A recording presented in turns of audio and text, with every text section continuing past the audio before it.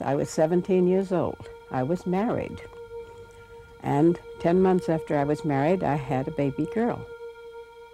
She was very ill, very jaundiced, and the doctor told me, the OBGYN who had delivered her, told me that if I ever had another child, I would die.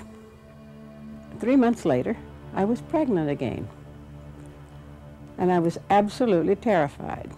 So I went back to him and I said, "Am I pregnant?" And he said, "Yes." And he said, "I told you not to get pregnant." And I said, "But you didn't tell me how not to." I thought we were pretty close. I mean, we had talked about getting married, we had talked about babies, we had talked about what we would name a child.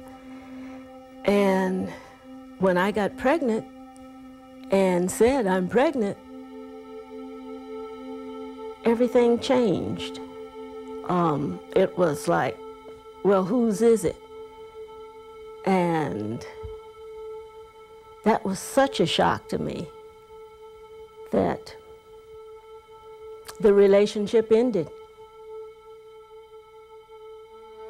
And there was this whole kind of thing that we had to keep it an absolute secret, and it was a humiliating, strange kind of experience. And so I decided I should have an abortion. I didn't know what it would be. I didn't really understand the implications in the fact that it was illegal. So I said, well, it was just like it would make this problem go away.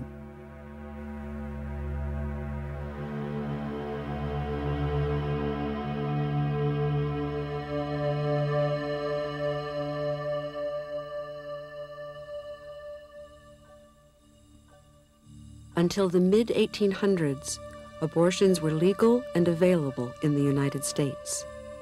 Both the state and the church permitted abortions if they occurred before quickening, when the mother first perceived fetal movement. In 1847, the newly formed American Medical Association began a campaign to professionalize medicine by outlawing what it called quackery. Included in its ban were midwives and herbalists who had provided abortion and maternity care in their communities for centuries. During the second half of the 19th century, Victorian society began to condemn women seeking abortions as selfish, immoral, and shirking the duty of motherhood. Protestant and Catholic churches joined the medical establishment in expressing their condemnation.